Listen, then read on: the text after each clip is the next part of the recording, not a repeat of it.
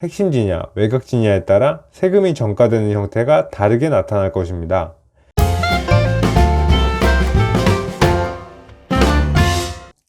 만리는 못 봐도 백리 아픔 보고 살자. 안녕하세요. 권선생의 명견 백리의 권선생입니다.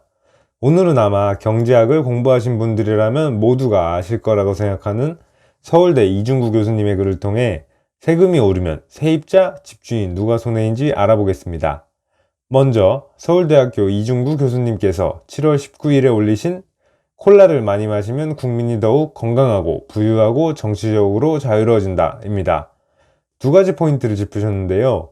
경제학에서 어떠한 요인들을 분석할 때 인과관계와 상관관계를 정확히 짚어내야 한다는 것이 첫 번째입니다. 콜라를 많이 마신다라는 요인과 건강하고 부유해진다는 요인은 인과관계가 없어 보이죠.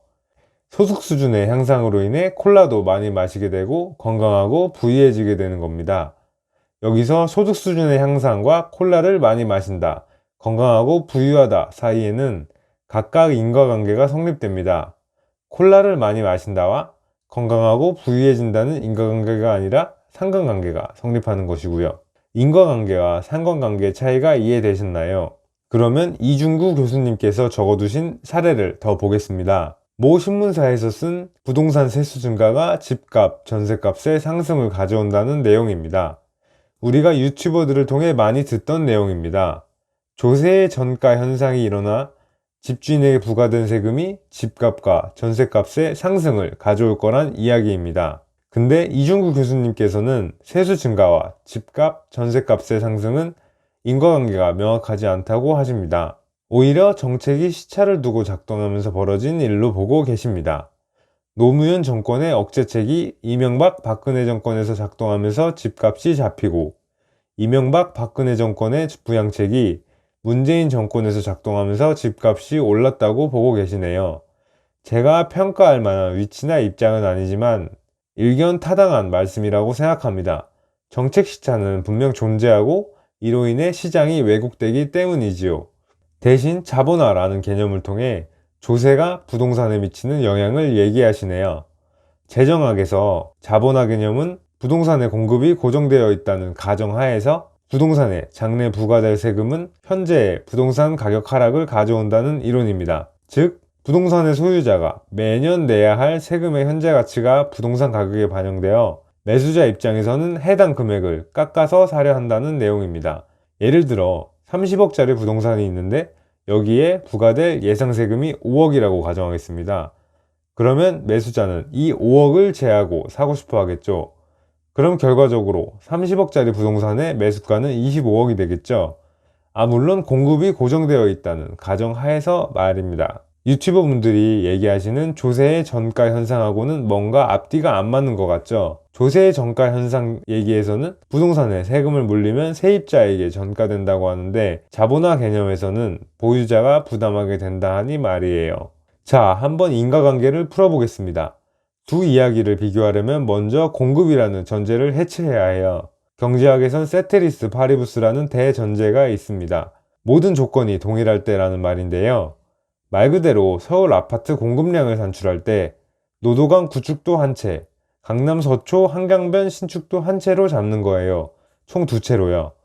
즉, 기본적인 성질이 같으면 같은 재화로 보는 겁니다. 이래야 모델링이 가능하니까요.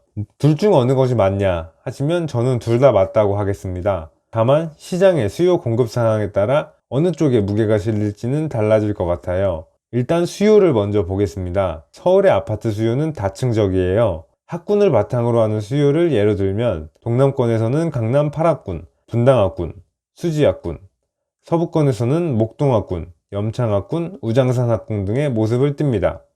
1의 대체제가 2고 2의 대체제가 3인 모양이죠. 즉, 핵심지의 수요는 대체지의 수요를 포함합니다. 그렇기 때문에 핵심지의 수요는 늘 높을 수밖에 없죠. 다음은 공급을 보겠습니다. 현재 정부가 공급 대책을 내놓은 곳이 어디인가요? 3기 신도시 남양주 왕숙, 하남 교산, 고양 창릉, 그리고 태릉 골프장 부지 등인데요. 얼핏 들어도 핵심지 느낌은 아니죠. 즉, 수요는 몇 군데 핵심지를 중심으로 동심원 모양으로 퍼져나가는 데만 해 공급은 동심원 바깥쪽에 외곽에 집중되어 있습니다. 공급에 비해 수요가 많으면 조세의 전가 및 귀착이 나타나서 세입자가 세금을 지불하게 될 것이고요. 수요에 비해 공급이 많으면 자본화가 일어나 보유자가 세금을 부담하게 될 공산이 큽니다. 수요가 많은 상황과 공급이 많은 상황에서 프리미엄을 누가 지불해야 하는가에 대해 대입하여 생각해 보시면 이해가 쉬울 거예요. 따라서 핵심지냐 외곽지냐에 따라 세금이 전가되는 형태가 다르게 나타날 것입니다. 핵심지 아파트의 경우 세금을 부담하고서라도 들어오려는 사람들이 있을 것이지만 외곽지역 아파트의 경우 세금을 부담하면서까지 들어오려 하지는 않을 것이라는 이야기입니다. 710 대책으로 세금이 많이 오를 예정인데요. 현재 보유하고 계신 아파트가 핵심지에 가까운지 외곽지에 가까운지 한번 고민해 보시면 좋겠습니다. 물론 당장 일어나는 일은 아니지만 근시일 내에 일어날 개연성이 높아 보입니다. 구독, 좋아요 부탁드립니다. 권 선생이었습니다.